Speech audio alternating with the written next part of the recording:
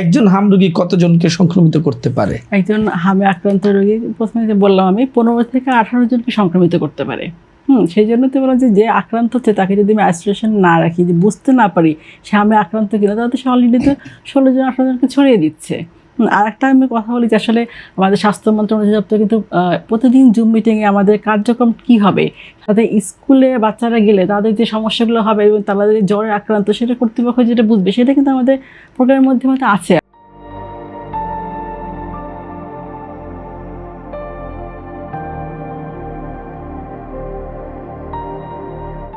আমরা কিন্তু সচেতন করছি, মিডিয়াতে বার্তা দিচ্ছি, এটা কিন্তু আমাদের কার্যক্রমের মধ্যে কিন্তু আছেই। কিন্তু জনগণকে এটাকে সহজে নিতে হবে যে আসলে একটা বাচ্চাকে দেখাশোনার দায়িত্ব বাসা যখন অভিভাবক আছে, স্কুলে গেলে স্কুল কর্তৃপক্ষ আছে, এগুলো কিন্তু মেনটেন করতে হবে। কারণ এইভাবে কিন্তু ছড়িয়ে যাচ্ছে।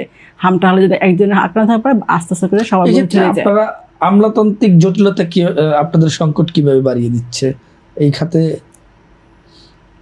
আমাদের যে মানে আমরা যদি বলি যে প্রত্যেকটা কাজে তো আমাদের টেন্ডার প্রক্রিয়ার মধ্যে হয়। যদি হাসপাতাল কর্তৃপক্ষ হিসেবে বলা হয়, সেই ক্ষেত্রে কিন্তু সব কিছু কেনাকাটা টেন্ডার প্রক্রিয়ার মধ্যে হয়। সেটা কিন্তু দ্রুত করার জন্য ব্যবস্থাপনার মধ্যে আপনি জানেন যে নতুন করে PPR 2025 রুলস করা হয়েছে, সেটা কিন্তু আরও সহজ হবে, যাতে সহজে আমরা কেনাকাটা করতে পারি। সেই দিকটা কিন্তু আমাদের আছেই। সেই জন্য সবার যে সহযোগিতা করা, যারা আছেন প্রত্যেকটা কাজে জড়িত, সেই কাজটা কিন্তু আমরা করছি সহযোগিতা করার। আমলাতান্ত্রিক জটিলতা কোনো অনেকটা না, ওরকম ইম্প্যাক্টটা ফিল করছি না, কারণ আমরা সব জায়গাতে সহযোগিতা কিন্তু পাচ্ছি। একটু জটিল প্রক্রিয়া, একটু সময় সাপেক্ষ লাগে।